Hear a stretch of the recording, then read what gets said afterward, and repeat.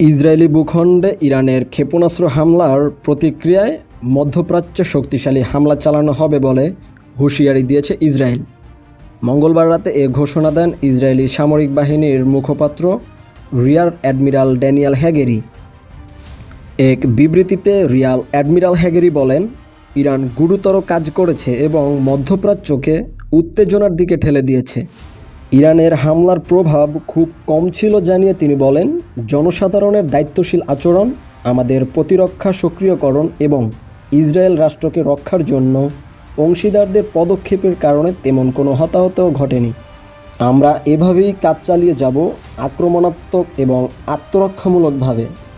মঙ্গলবার রাত জুড়ে ইসরায়েলকে লক্ষ্য করে 180টি ব্যালিস্টিক ক্ষেপণাস্ত্র ছুড়েছে ইরানের সেনাবাহিনীর এলিট শাখা, Iran revolutionary guard corps IRGC।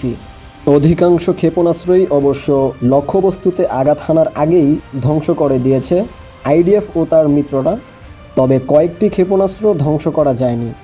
এ হামলায় এখনও হতাহতের কোনো খবর জানাননি ইসরায়েলি কর্তৃপক্ষ। এ হামলার পর দেশ জুড়ে জরুরি অবস্থার ঘোষণা করেছে ইসরায়েলি সরকার।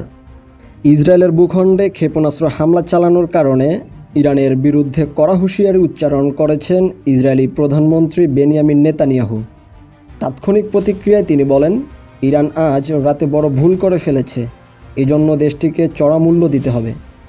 ইরানের রেভলিউশনারি গার্ড বলেছে, সম্প্রতি হামাস, হিজবুল্লাহ এবং ইরানের সিনিয়র কমান্ডারদের হত্যার জবাবেই এ ক্ষেপণাস্ত্র হামলা চালানো হয়েছে। ইসরায়েল যদি এই হামলার প্রেক্ষিতে পাল্টা হামলা চালায়, তাহলে আরও বড় পরিসরে হামলা চালানো হবে। এদিকে ইরানের হামলার মধ্যেও লেবাননের রাজধানী বৈরুতে বিমান হামলা চালিয়েছে ইসরায়েল। মধ্যপ্রাচ্যের চলমান সংঘাত নিয়ে আলোচনা করতে বুধবার জাতিসংঘের নিরাপত্তা পরিষদে এক জরুরি বৈঠক বসতে যাচ্ছে।